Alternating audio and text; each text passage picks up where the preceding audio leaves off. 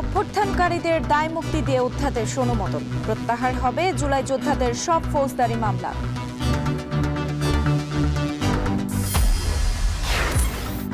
ইসির সীমানায় 12 ফেব্রুয়ারি হচ্ছে পাবনা 1 ও 2 আসনের ভোট। ষষ্ঠ দিনের আপিল শুনানিতে জাতীয় পার্টির আনিসুল চুন্নু সহ 14 জনের আবেদন নামঞ্জুর।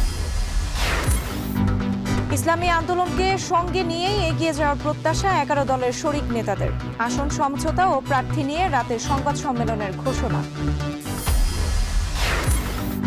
টাঙ্গাইলে চলন্ত বাসে নারী গণধর্ষণের অভিযোগ, টাকা স্বর্ণালংকার সহ মুঠোফোন লুট, চালক হেলপার সহ আটক 3।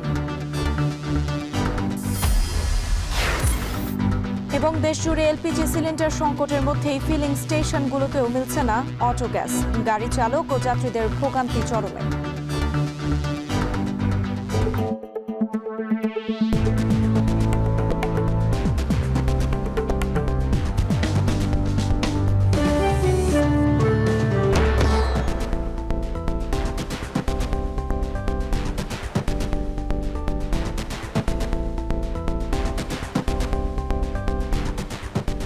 স্বাগত এখন জনপদে। পুরো আয়োজন জুড়ে সঙ্গে আছে আমি সুমাইয়া রাত্রি। জুলাই গণ অভ্যুত্থানকারীদের সুরক্ষা ও দায়মুক্তি অধ্যাদেশ পাশ করা হয়েছে বলে জানিয়েছেন আইন উপদেষ্টা আসিফ নজরুল। বিকেলে রাজধানীর ফরেন সার্ভিস একাডেমিতে আয়োজিত এক সংবাদ সম্মেলনে তিনি এই কথা জানান। আসিফ নজরুল জানান, জুলাই গণ অভ্যুত্থানকারীদের দায় মুক্তি দেওয়ার লক্ষ্যে সকল ফৌজদারি মামলা প্রত্যাহার ও সেই সময়ের রাজনৈতিক প্রতিরোধের জন্য আর কোনো মামলা করা যাবে না। তিনি জানান, জানুয়ারির 31 তারিখের মধ্যে বাংলাদেশের ইতিহাসের সবচেয়ে শক্তিশালী মানবাধিকার কমিশন গঠন করা হবে।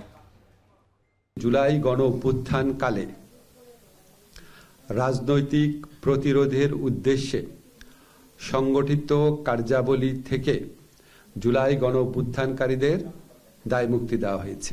অলরেডি যদি কোনো মামলা হয়ে থাকে জুলাই গণ অভ্যুত্থানকারীদের বিরুদ্ধে ফৌজদারি মামলা, রাজনৈতিক প্রতিরোধের উদ্দেশ্যে সংগঠিত কার্যাবলীর কারণে যদি কোনো ফৌজদারি মামলা হয়ে থাকে তাহলে সেই মামলাগুলো প্রত্যাহার করার পদক্ষেপ সরকার নিবে। এর জন্য যদি কোনো নতুন মামলা করা হয় সেই নতুন মামলা করা যাবে না। সন্ধ্যায় প্রধান উপদেষ্টা ডক্টর মোহাম্মদ ইউনূসের সাথে দেখা করবেন বিএনপি চেয়ারম্যান তারেক রহমান। বৈঠকে নির্বাচন সংশ্লিষ্ট বিভিন্ন বিষয়ে আলোচনা হবে বলে ধারণা করা হচ্ছে। এ নিয়ে আরও জানাতে রাষ্ট্রীয় অতিথি ভবন যমুনার সামনে থেকে যুক্ত হচ্ছেন সাদাত অভ্র। বৈঠক কখন নাগাদ শুরু হচ্ছে এবং সবশেষ কি তথ্য রয়েছে আপনার কাছে?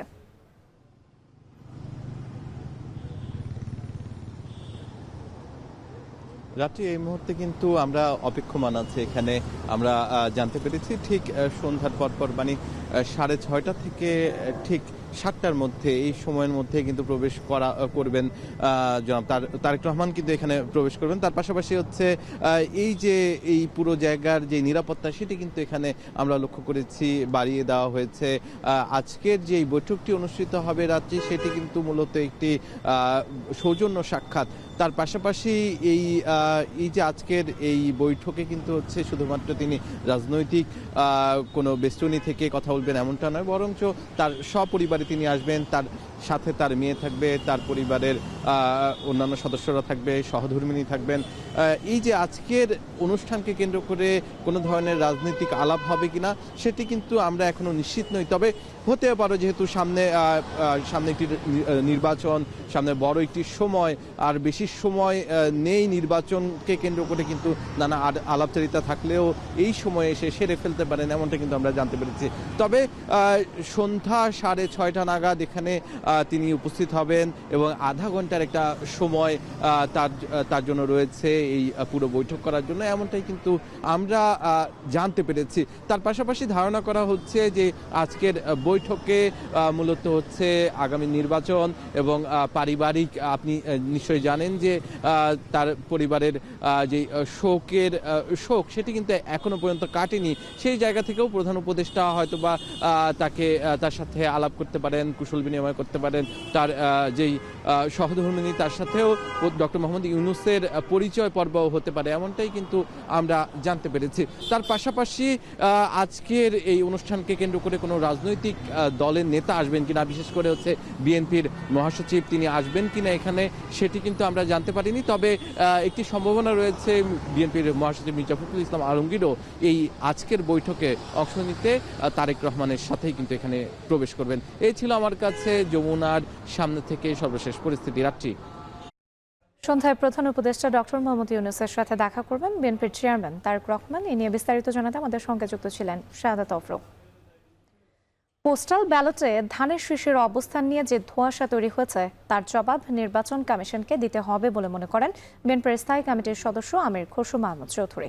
সকালে চট্টগ্রাম মা ও শিশু হাসপাতালে বেগম খালেদা জিয়ার স্মরণে এক দোয়া মাহফিলে তিনি এই কথা বলেন। গত ২০ বছর মানুষ নিরপেক্ষ ও সুষ্ঠু নির্বাচন দেখেনি দাবি করে খসরু জানান, মানুষ আর কোনো বিতর্কিত নির্বাচন দেখতে চায় না, তারা চায় গ্রহণযোগ্য ভোট হোক। তাই পোস্টাল ব্যালটে ধানের শীষের অবস্থান নিয়ে যে ধোঁয়াশা তৈরি হয়েছে তার জবাব নির্বাচন কমিশনকেই দিতে হবে। আইন শৃঙ্খলা পরিস্থিতির বিষয়ে বিএনপির এই শীর্ষ নেতা বলেন, নির্বাচনের আগে আইন শৃঙ্খলা পরিস্থিতি যাতে নিরাপদ ও নির্বিঘ্ন হয় তা নির্বাচন কমিশনকে নিশ্চিত করতে হবে।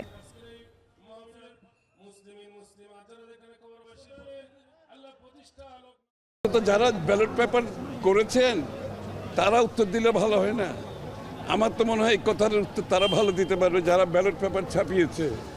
বিএনপির ধানের শীষ কেন ভাঁসের মধ্যে পড়ছে, কেন ওই জায়গায় আসছে, এটার উত্তরটা ওনারা দিতে পারবে।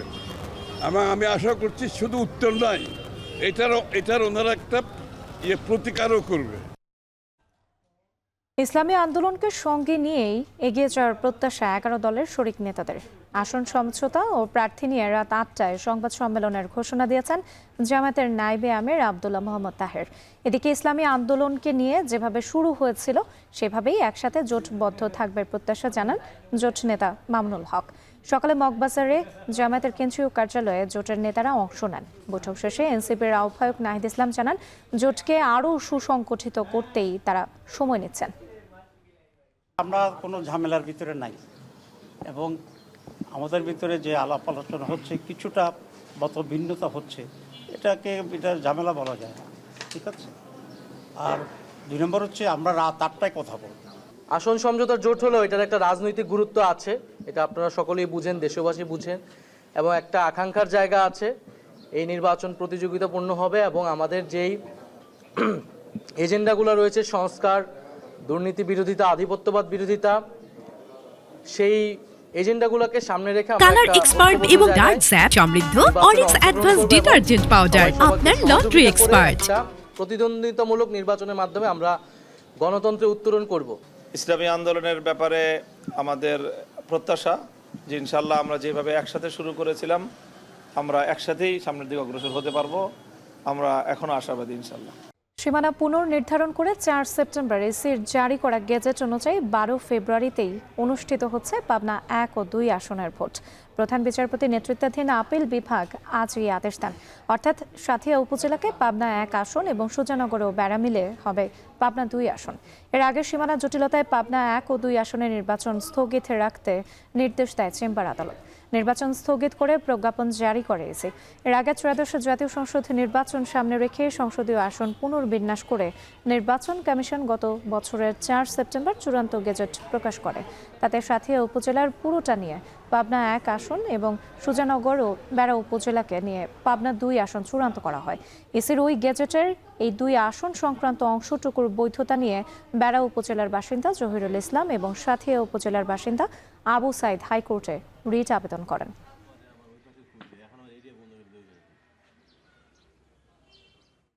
ত্রয়োদশ জাতীয় সংসদ নির্বাচনে রিটার্নিং অফিসারের মনোনয়নপত্র গ্রহণ ও বাতিলের আদেশের বিরুদ্ধে 6ষ্ঠ দিনের শুনানিতে সবশেষ 65টি আপিল শুনানি হয়েছে। মঞ্জুর হয়েছে 33টি আপিল, নামঞ্জুর 17টি আর অপেক্ষমান রয়েছে 14টি আপিল। অনুপস্থিত একজন। বৃহস্পতিবার সকালে 381 থেকে 480 নম্বর আপিলের শুনানি শুরু হয়। এদিন পিরোজপুর 1 আসনে বিএনপির প্রার্থী আলমগীর হোসেনের প্রার্থিতা বহাল রাখে কমিশন। তার বৈধতার বিরুদ্ধে আপিল করেছিলেন জামায়াত প্রার্থী মাসুদ সাইদি। এছাড়া প্রার্থিতা ফিরে পেয়েছেন নেত্রকোনা 5 আসনের জামায়াত প্রার্থী এবং বেশ কিছু স্বতন্ত্র প্রার্থী তাদের প্রার্থিতা ফিরে পান। এদিকে জাতীয় পার্টির একাংশের 14টি আপিল শুনানিতে সবার আপিল নামঞ্জুর করা হয়।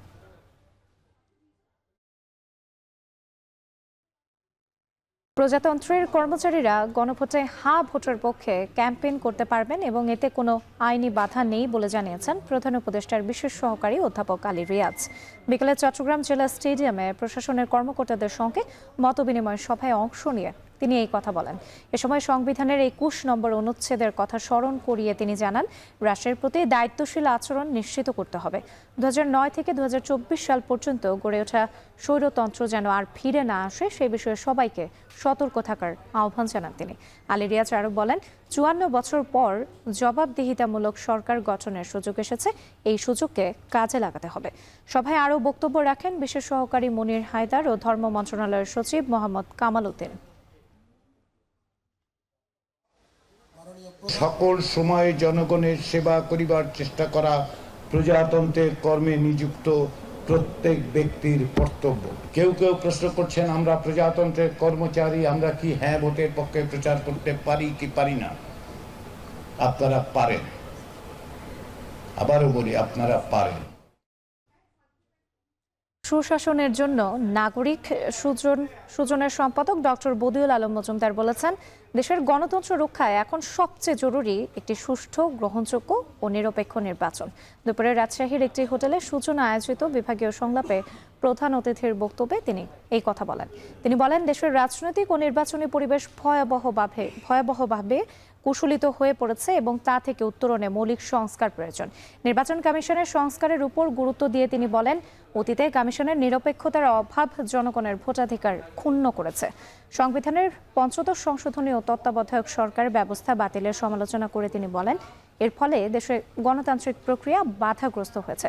সংলাপে রাজশাহী বিভাগের বিভিন্ন জেলার প্রতিনিধিরাও অংশ নেন এবং সংস্কার বিষয়ে মতামত তুলে ধরেন। রাখবো, আমরা আনসার রাখবো, আমরা আরবি রাখবো, তার বিজেপি রাখবো এবং একই সাথে সাথে নির্বাচন কমিশন আরো কত আড়ম্বর, কত রকম নজরদার বিদেশি পর্যবেক্ষক, এগুলো সবগুলো থাকবে। কিন্তু তা সত্ত্বেও বহু সংখ্যা সুষ্ঠু নিরপেক্ষ নির্বাচন হবে কিনা।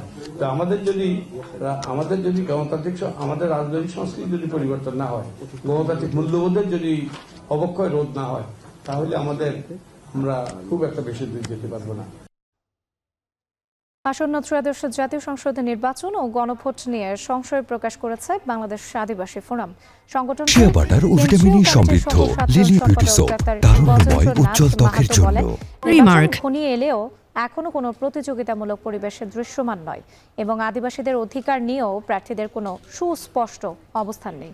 দুপুরে রাঙ্গামাটির আশিকা কনভেনশন হলে অনুষ্ঠিত হয় বাংলাদেশ আদিবাসী ফোরাম পার্বত্য চট্টগ্রাম আঞ্চলিক শাখার ৫ম সম্মেলন। সম্মেলনে সভাপতিত্ব করেন সাবেক উপসচিব প্রকৃতি রঞ্জন চাকমা। প্রধান আলোচক হিসেবে ছিলেন কেন্দ্রীয় কমিটির সাংগঠনিক সম্পাদক এন্ড্রু সলোমা। সম্মেলন শেষে 25 সদস্য বিশিষ্ট নতুন কমিটি ঘোষণা করা হয়, যেখানে সভাপতি নির্বাচিত হয়েছেন প্রকৃতি রঞ্জন চাকমা এবং সাধারণ সম্পাদক হয়েছেন ইন্টুমনি তালুকদার।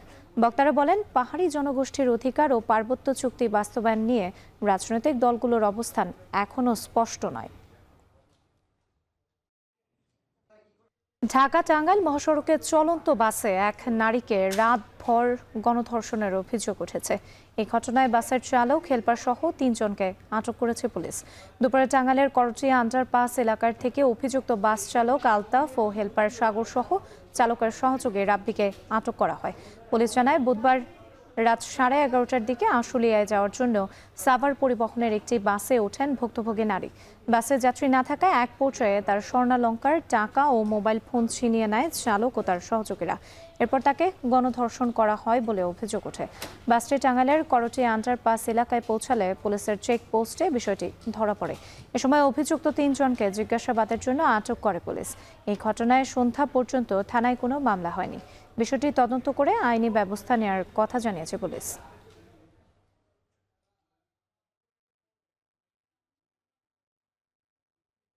এ নিয়ে আরো জানাতে টাঙ্গাইল সদর থানা থেকে আমাদের সঙ্গে যুক্ত হচ্ছেন কাউসার আহমেদ। কাউসার, ধর্ষণের ঘটনায় কোনো মামলা হয়েছে কিনা এখন পর্যন্ত? রাত্রি মামলা প্রক্রিয়াধীন রয়েছে বলে জানিয়েছেন সদর থানার ওসি রুহুল আমিন। তিনি জানিয়েছেন যে ভিকটিম যে ভাবে কথা বলেছেন সেগুলো তারা যাচাই বাছাই এবং তদন্ত করছেন এবং মামলা অল্প কিছুক্ষণের মধ্যে রেকর্ড করা হবে জানিয়েছেন এই ওসি। আর এছাড়াও এই ঢাকা টাঙ্গাইল মহাসড়কে বাসে যে গণধর্ষণের ঘটনায় এলাকায় চাঞ্চল্যের সৃষ্টি হয়েছে এবং মহাসড়কে যারা চলাচল করেন তাদের মধ্যে আতঙ্ক বিরাজ করছে। এই নারী অভিযোগ করে জানিয়েছেন পুলিশের কাছে যে তার কাছে থাকা নগদ টাকা ও মুঠোফোন এবং স্বর্ণালংকার ছিনিয়ে নিয়েছে এই অভিযুক্তরা। আর এই অভিযুক্তদের বাড়ি ফরিদপুর, দিনাজপুর সহ দেশের বিভিন্ন এলাকায়। আর পুলিশ বলছে যে তাদের নামে ইতিপূর্বে আরো কোনো মামলা রয়েছে কিনা সেগুলো তারা খতিয়ে দেখছেন। আর পুলিশ বলছে যে মামলা রেকর্ড হওয়ার পর আগামীকাল এই ভিকটিমকে দিয়ে ওই নারীকে দিয়ে আদালতে 22 ধারায় জবানবন্দি নেওয়া হবে বিচারকের মাধ্যমে। আর এছাড়াও তাদের বিরুদ্ধে রিমান্ড আবেদন করা হবে কিনা সেটি তদন্ত সাপেক্ষ বিষয়। পুলিশ বলছে যে যদি তারা স্বেচ্ছায় তাদের দোষ স্বীকার করে তাহলে তারা ওই পুলিশের পক্ষ থেকে কোনো রিমান্ড আবেদন করা হবে না। যদি তারা স্বেচ্ছায় নিজের দোষ স্বীকার না করে সেই ক্ষেত্রে রিমান্ড আবেদন করা হবে বলে জানিয়েছে পুলিশ। পুলিশ বলছে যে ওই নারী সাভার থেকে আশুলিয়ার উদ্দেশ্যে গেল রাত 11টার দিকে রওনা হয়েছিল। প্রতিমধ্যে বাসের অন্যান্য যাত্রীরা নেমে গেলেও এই নারী যাত্রীটি ছিল পরে ওই বাসের চালক, হেলপার সহ 3 জনে এই ঢাকা টাঙ্গাইল মহাসড়কের বিভিন্ন এলাকায় ঘুরে তাকে ধর্ষণ করেছেন বলে ওই নারী অভিযোগ করেছেন। এ বিষয়ে তিনি পুলিশের কাছে সর্বোচ্চ শাস্তি দাবি করেছেন। আর এদিকে গেল বছরের মে মাসে এই ঢাকা টাঙ্গাইল মহাসড়কে একটি বাসে ডাকাতির ঘটনা ঘটেছিল। পরবর্তীতে এক নারীকেও শ্লীলতাহানি করেছিল এক ওই ডাকাত দল। এ বিষয়ে চাঞ্চল্যের সৃষ্টি হয়েছিল। এই যে দফায় দফায় মহাসড়কে ডাকাতি, ঘন ধর্ষণ হচ্ছে, এ নিয়ে নারী সমাজ এবং সুশীল সমাজের যারা রয়েছেন তারা বলছেন যে গণপরিবহন, বাস সহ বিভিন্ন যানবাহনে নারীদের নিরাপত্তা নিশ্চিত করতে হবে। তো রাত্রি এই ছিল আমার কাছে টাঙ্গাইলের সর্বশেষ তথ্য। ঢাকা টাঙ্গাইল মহাসড়কের চলন্ত বাসে এক নারীকে রাতভর গণধর্ষণের অভিযোগ উঠেছে। নিয়ে বিস্তারিত জানাতে টাঙ্গাইল থেকে আমাদের সঙ্গে যুক্ত ছিলেন কাউসার আহমেদ। দেশের বিভিন্ন জেলায় চলছে সিলিন্ডার গ্যাসের তীব্র সংকট। বেশিরভাগ খুচরা দোকানে মিলছে না সিলিন্ডার। কোথাও কোথাও সীমিত পরিমাণে গ্যাস পাওয়া গেলেও তা বিক্রি হচ্ছে বাড়তি দামে। এদিকে ফিলিং স্টেশনগুলোতেও মিলছে না এলপিজি গ্যাস। গাড়ি চালক ও যাত্রীদের ভোগান্তি চরমে। সহকর্মীদের তথ্য ছবিতে শামীমা রহমান শাম্মের প্রতিবেদন। সপ্তাহখানেকের বেশি সময় ধরে এলপিজি নিয়ে চলছে নৈরাজ্য। দোকানে দোকানে ঘুরেও সিলিন্ডার গ্যাস কিনতে না পেরে ফিরে যেতে হচ্ছে গ্রাহকদের। রাজশাহীর ডিলাররা বলছেন জানুয়ারি মাসের শুরু থেকে সিলিন্ডারজাত এলপিজি গ্যাসের সরবরাহ কমে গেছে। প্রতিদিন নগরীতে 2500 থেকে 3000 সিলিন্ডারের চাহিদা থাকলেও পাওয়া যাচ্ছে 500 থেকে 800। ফলে বাড়তি দামে সিলিন্ডার কিনতে বাধ্য হচ্ছেন ক্রেতারা। এছাড়া গ্যাস না পেয়ে মাটির চুলা, রাইস কুকার, ইলেকট্রিক চুলার দিকে ঝুঁকতে হচ্ছে সাধারণ মানুষকে। ফোন করলাম, বললো হ্যাঁ আছে, তাড়াতাড়ি আসেন। আমার আসতে একটু দেরি হয়েছে, আর এসে বলছে ঘর শেষ। না পেলে এখন তো আর কিছু করার নাই। এখন আমাদের ওই ইলেকট্রিক চুলা বা কারেন্টের চুলা, রাইস কুকার এগুলোতে রান্না করে খেতে হচ্ছে। কোম্পানি আমাদেরকে আগে যেভাবে আমাদের চাহিদা ছিল সেভাবে আমাদেরকে কোম্পানি মাল দিত, কিন্তু এখন দেখা যাচ্ছে যে একটা গাড়ি যে প্ল্যান্টে 3 দিনও বসে থাকছে, তাও স্বল্প পরিমাণে গ্যাস পাচ্ছে। এদিকে সিলিন্ডার সংকট না কাটতেই স্টেশনগুলোতেও মিলছে না এলপিজি গ্যাস। কর্তৃপক্ষ বলছে চট্টগ্রাম জুড়ে যে পরিমাণে এলপিজি সরবরাহ হচ্ছে তার 4 ভাগের 1 ভাগ। ফলে যাত্রী পরিবহন ব্যাহত হচ্ছে, বাড়ছে আর্থিক খরচও। এছাড়া সিলেটে গত কয়েকদিন ধরে নগরীর বিভিন্ন সিএনজি স্টেশনে এলপিজি সরবরাহ অনিয়মিত হয়ে পড়ায় দীর্ঘ সময় লাইনে দাঁড়িয়ে থেকে জ্বালানি পাচ্ছেন না চালকরা। তেলের তো দাম বেশি, অক্টেনের দাম বেশি, যার কারণে এখন অক্টেন দিয়ে চালাইতে তো একটা কষ্ট হইতেছে। একটা টিপো যদি 1500 টাকা টিপো যায়, তাইলে এলপিজি দিয়ে খরচ হয় 700 টাকা, তেলে খরচ হয় আপনার 800 টাকা। গাড়ি ফিরে আইতেছে, এলপিজি জায়গা থেকে আসতেছে না, আসলে অবশ্যই দেওয়া হইতো। 7 টন অর্ডার দিলে, টাকাও দিলে ও 60 টন দিয়ে দেয়। ও আমার লাগবে আজকে 5000 লিটার, ও আমার 2-3 দিনে দেয় 5000 লিটার। ঢাকা চট্টগ্রাম মহাসড়কের বিভিন্ন ফিলিং স্টেশনেও বন্ধ রয়েছে এলপিজি সরবরাহ। কর্তৃপক্ষ বলছে প্রায় 1 সপ্তাহ ধরে এলপিজির কোনো সরবরাহ আসছে না। দ্রুত এলপিজি সরবরাহ স্বাভাবিক না হলে পরিবহন ব্যবস্থায় আরও সংকট তৈরি হতে পারে বলে আশঙ্কা তাদের। অনেক গাড়ি ফিরে যেতে আসছে, যে মালিকের সমস্যা হইতে আছে, আমাদের সমস্যা হইতে আছে, পাম্পের দুর্নাম হইতে আছে। সব পাম্পে ঢুকতেছি কিন্তু এলপিজি পাই না। তো আমরাও তো এলপিজি লেগে বুকিং দিয়ে রাখছি, এলপিজি আসতেছে না, কবে আসবে এটা তো বলতে পারি না। শামীমা রহমান শাম্মী, এখন। নগরীর প্রাণকেন্দ্রে দাঁড়িয়ে আছে প্রায় 200 বছর আগের পুরনো 100 শয্যার কুমিল্লা জেনারেল হাসপাতাল। ব্রিটিশ আমলে নির্মিত এই হাসপাতালে চিকিৎসা নিচ্ছেন রোগীরা। নতুন অবকাঠামো গড়ে না উঠলে দুর্ভোগ কমবে না চিকিৎসক। সানবিট সব দিবে সামাল। সানবিট ম্যাজিক প্রেস ডিশওয়াশিং এর মাথা ঘোরানো সলিউশন। আরো জানাচ্ছেন খালেদ সাইফুল্লাহ। 1845 সালে ইস্ট ইন্ডিয়া কোম্পানির উদ্যোগে কুমিল্লা চ্যারিটেবল ডিসপেন্সারি হিসেবে যাত্রা শুরু করে এই হাসপাতাল। স্বাধীনতার পর 50 শয্যা থেকে ধাপে ধাপে 100 শয্যায় উন্নীত হলেও রোগীর তুলনায় তা একেবারেই অপ্রতুল। শয্যা সংকট তীব্র, চিকিৎসকের জন্য নেই পর্যাপ্ত কক্ষ। পুরনো অবকাঠামো হওয়ায় বেশিরভাগ কক্ষেই নেই পর্যাপ্ত আলো বাতাস। নির্ধারিত তাপমাত্রায় ওষুধ সংরক্ষণের ব্যবস্থা নেই। কোথাও খসে পড়ছে পলেস্তরা। ভবনগুলো যদি আরেকটু সুন্দর হয়, আরেকটু পরিপাটি বা ক্লিন থাকে, ক্লিন মানে হাইজেনের যে সমস্যাটা ওইটা আছে আর কি। বিল্ডিংগুলো পুরনো, একটু ডেভেলপ হলে এটা ভালো হয়। বর্ষা মৌসুমে হাসপাতালের নিচতলায় জলাবদ্ধতার অভিযোগ রয়েছে। এছাড়া নারী কর্মীরা জানান টয়লেট স্বল্পতায় বিপাকে পড়েন তারা। বাইরে যে স্বাভাবিক তাপমাত্রা থাকে তার থেকে আমাদের রুমে অনেক বেশি তাপমাত্রা থাকে। অনেক সময় দেখা যায় অ্যান্টিবায়োটিক ক্যাপসুলগুলো গলে যায়। নতুন ভবন হলে আমাদের সবারই ভালো হবে এবং জনগণের স্বাস্থ্যসেবা আমরা আরো ভালো ভূমিকা রাখতে পারবো। আমাদের অনেকটা ঝুঁকিপূর্ণ, কখন যে শর্ট সার্কিট হয়ে যায় বিদ্যুতে, সেটা একটা রিস্ক। হাসপাতালের আধুনিকায়নের জন্য স্বাস্থ্য মন্ত্রণালয়ে আবেদন করা হয়েছে। অনুমোদন পেলে ধাপে ধাপে উন্নয়ন কাজ শুরু হবে বলে জানায় সংশ্লিষ্টরা। প্রচুর রোগী আসে, বিশেষ করে আউটডোর রোগী অনেক বেশি, প্রতিদিন 1000 থেকে 2000। সেই তুলনায় আমাদের অবকাঠামোর সমস্যা আছে, রিসোর্স লোক বলে সমস্যা আছে। এগুলো নিয়ে কাজ চলতেছে, আশা করি আমরা শীঘ্রই হয়তো একটা ভালো খবর পাবো। কোন জায়গার স্থাপনাগুলো করা যায় আমরা মোটামুটি একটা খসড়া করে পাঠিয়েছি, যেটা মন্ত্রণালয়ে বিবেচনাধীন আছে। মন্ত্রণালয়ের সিদ্ধান্তের প্রেক্ষিতে পরবর্তী কার্যক্রম মন্ত্রণালয় গ্রহণ করবেন। হাসপাতালটিতে প্রতিদিন বহির্বিভাগে চিকিৎসা নিতে আসেন প্রায় 2000 রোগী। খালেদ সাইফুল্লাহ, এখন, কুমিল্লা। আগামী জাতীয় সংসদ নির্বাচনে উপকূলীয় জেলায় নৌবাহিনীর 5000 সদস্য মোতায়েন থাকবে বলে জানিয়েছেন নৌবাহিনী প্রধান অ্যাডমিরাল এম নাজমুল হাসান। এছাড়াও এসব এলাকার অবৈধ অস্ত্রধারী সন্ত্রাসীদের আটকে অভিযান চালানো হবে বলেও জানান তিনি। নৌপ্রধান বলেন, আগামী জাতীয় সংসদ নির্বাচন সুষ্ঠুভাবে সম্পন্নের লক্ষ্যে যৌথ বাহিনীর অংশ হিসেবে মাঠ পর্যায়ের সব ধরনের কাজে সহযোগিতা করবে বাংলাদেশ নৌবাহিনী। পূর্বের যে কোনো সময়ের তুলনায় বাংলাদেশ নৌবাহিনী ত্রিমাত্রিক সক্ষমতা অর্জন করেছে বলেও দাবি করেন তিনি। এর আগে খুলনা শিপইয়ার্ডে নির্মিত প্রথম ল্যান্ডিং ক্রাফট ট্যাঙ্ক এলসিটি 101-এর লঞ্চিং অনুষ্ঠিত হয়। প্রতিষ্ঠানটির নিজস্ব চত্বরে প্রধান অতিথি হিসেবে জাহাজটির উদ্বোধন করেন নৌবাহিনী প্রধান।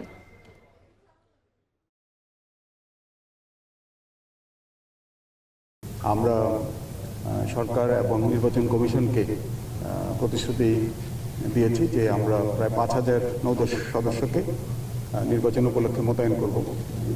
এই উপলক্ষে সর্বমোট 19টি জেলায় আমাদের নৌ সদস্যদের উপকূলীয় অঞ্চলগুলিতে, বিশেষ করে খুলনা, চট্টগ্রাম এবং দেশের দক্ষিণাঞ্চলের সমস্ত জেলাগুলিতে আমাদের নৌবাহিনীর সদস্যগণ মোতায়েন থাকবে। ডাকসু নির্বাচনের জন্য 28 দফা ইশতেহার ঘোষণা করেছে ইসলামী ছাত্র শিবির সমর্থিত দুর্বার সাস্টিয়ান ঐক্য প্যানেল। বিকাল 3:30টায় এই ইশতেহার ঘোষণা করা হয়। ইশতেহারে জুলাই কর্নার স্থাপন, জুলাই গণ অভ্যুত্থানে হামলায় জড়িতদের বিচার নিশ্চিত করা, একাডেমিক ক্যালেন্ডারে শাকসু অন্তর্ভুক্তি, সাশ্রয়ী মূল্যের স্বাস্থ্যসম্মত খাবার, নিরাপদ পরিবহন ব্যবস্থা এবং আন্তঃধর্মীয় সম্প্রীতি রক্ষা সহ মোট 28টি বিষয়ে প্রতিশ্রুতি দেওয়া হয়। প্যানেলের প্রার্থীরা বলেন, ক্যাম্পাসকে আন্তর্জাতিক মানের বিশ্ববিদ্যালয়ে রূপ দিতে সব ধরনের উদ্যোগ নেওয়া হবে। একই সঙ্গে একটি ইনক্লুসিভ ও মডেল ক্যাম্পাস গঠনের প্রতিশ্রুতিও দেন তারা। এদিকে নির্বাচন সময় মতো হবে কিনা এমন প্রশ্নে প্রার্থীরা জানান, বিভিন্ন ষড়যন্ত্র থাকলেও 20 জানুয়ারি নির্বাচন আয়োজনের লক্ষ্যে ঐক্যবদ্ধভাবে কাজ চলছে। এ সময় ভিপি প্রার্থী দেলোয়ার হোসেন শিশির এবং জিএস প্রার্থী মুজাহিদুল ইসলাম সহ 23 সদস্যের প্যানেলের অন্যান্য সদস্যরা উপস্থিত ছিলেন।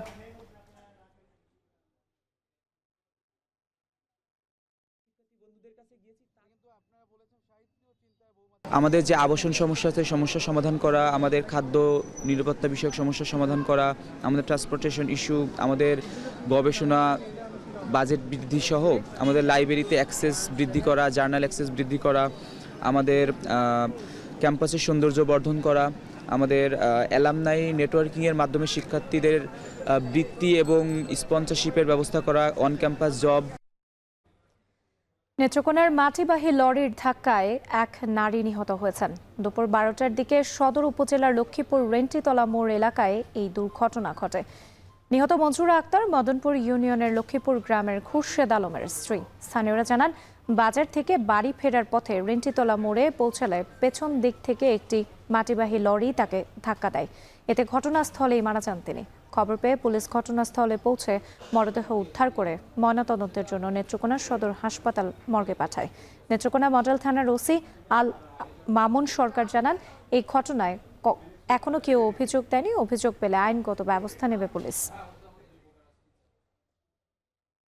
শিল্প উপদেষ্টা আদিলুর রহমান বলেছেন, গণভোটে হা ভোটের মাধ্যমে জুলাই সনদ বাস্তবায়নের পথ সুগম হবে। চট্টগ্রামে গণভোটের পক্ষে প্রচারণা জোরদার করতে ভোটার গাড়ির উদ্বোধন অনুষ্ঠানে তিনি এই মন্তব্য করেন। এ সময় তিনি বলেন, দীর্ঘ 15 বছর দেশের মানুষ সঠিকভাবে ভোটাধিকার প্রয়োগ করতে পারেনি। ভবিষ্যতে যেন কেউ গুম, বিচার বহির্ভূত হত্যাকাণ্ড কিংবা মত প্রকাশের কারণে নিপীড়নের শিকার না হয়, সেজন্য পরিস্থিতির পরিবর্তন জরুরি। আসন্ন নির্বাচনে পছন্দের প্রার্থীকে ভোট দেওয়ার পাশাপাশি গণভোটে হা ভোট দেওয়ার আহ্বান জানান তিনি। একই সঙ্গে হা ভোট বিজয়ী হবে বলেও আশাবাদ ব্যক্ত করেন উপদেষ্টা। গণভোটের পক্ষে প্রচারণার অংশ হিসেবে উদ্বোধন করা সুসজ্জিত এই গাড়িটি প্রতিদিন চট্টগ্রাম নগরের বিভিন্ন সড়ক ও অলিগলি প্রদক্ষিণ করবে। অবস্থার পরিবর্তন করতে হবে যেন বাংলাদেশে আর গুম না হয় কেউ, বাংলাদেশে যেন কেউ আর বিচার বহির্ভূত হত্যাকাণ্ডের শিকার না হয়। এই গণভোটে হা ভোট দেওয়ার মাধ্যমে জুলাই সনদ বাস্তবায়নের পথ তৈরি হবে। যশোরে শুরু হয়েছে 5 দিন ব্যাপী ঐতিহ্যবাহী খেজুরের গুড়ের পিঠা ও উদ্যোক্তা উন্নয়ন উৎসব। দুপুরে জাগ্রত যশোর যুব মহিলা ও শিশু উন্নয়ন সংস্থার উদ্যোগে যশোর রেড ক্রিসেন্ট প্রাঙ্গণে এই মেলার উদ্বোধন করা হয়। উৎসবের আনুষ্ঠানিক উদ্বোধন করেন যশোর জেলা বিএনপির সাধারণ সম্পাদক দেলোয়ার হোসেন খোকন। এ সময় উপস্থিত ছিলেন প্রেস ক্লাব যশোরের সভাপতি জাহিদ হাসান টুকুন সহ অন্যান্য অতিথিরা। স্বাদে গন্ধে দেশীয় ঐতিহ্য, উদ্যোক্তা ভাবনায় নতুন ভুবন, এই প্রতিপাদ্যকে সামনে রেখে আয়োজিত এই মেলায় যশোরের নারী উদ্যোক্তারা 40টি স্টলে অংশ নিয়েছেন। মেলায় শীতকালীন নানা ধরনের পিঠা, রসমুড়ি, দেশীয় খাদ্যপণ্য, নকশি কাঁথা ও মাটির তৈরি তৈজসপত্র প্রদর্শন ও বিক্রি করা হচ্ছে। আগামী 20 জানুয়ারি পর্যন্ত চলবে এই উদ্যোক্তা উন্নয়ন উৎসব।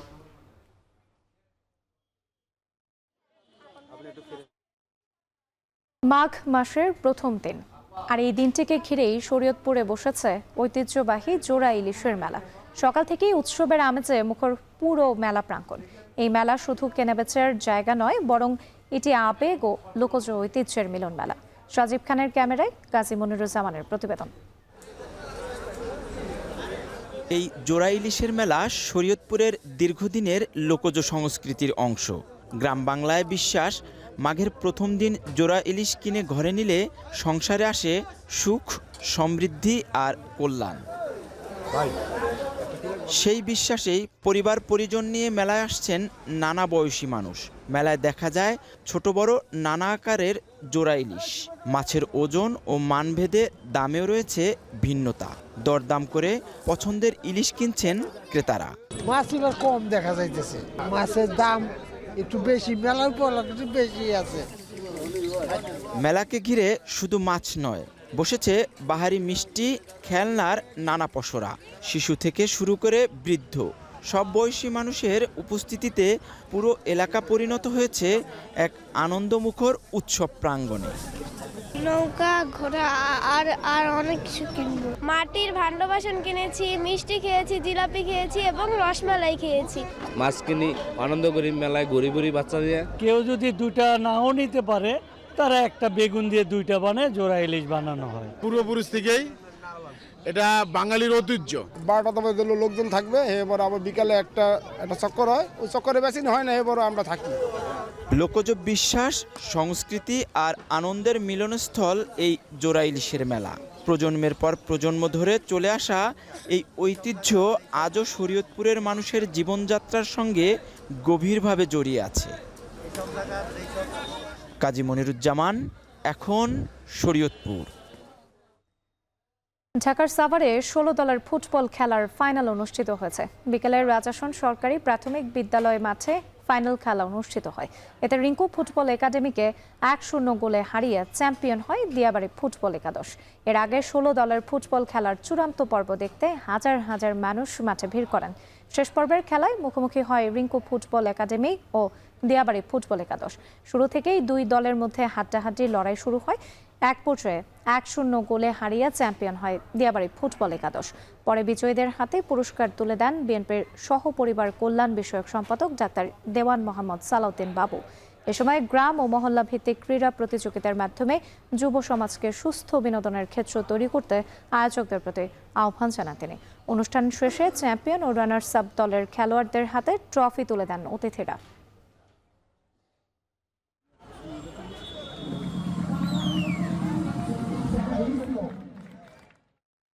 দর্শক, শেষ করছে এখন জনপদে, তবে যাওয়ার আগে শিরোনামগুলো আরো একবার। জুলাই গণ অভ্যুত্থানকারীদের দায় মুক্তি দিয়ে উত্থাদের অনুমোদন। প্রত্যাহার হবে জুলাই যোদ্ধাদের সব ফৌজদারি মামলা।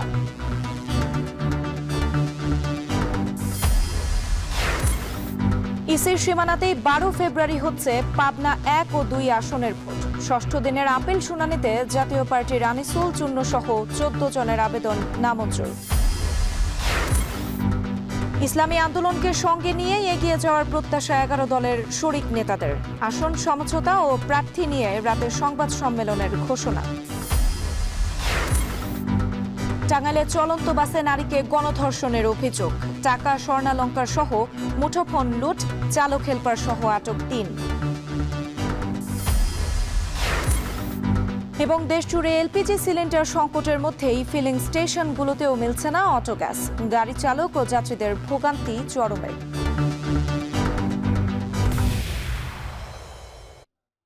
আর এই ছিল এখন জনপদের আয়োজনে। এখন টেলিভিশন ওয়েবসাইটে দেখতে ভিজিট করুন www.ekon.tv। এছাড়া ফেসবুকে দেখতে চোখ রাখুন facebook.com/tv.ekon এবং ইউটিউবে এখন টেলিভিশন দেখতে ভিজিট করুন youtube.com/c/ekontv।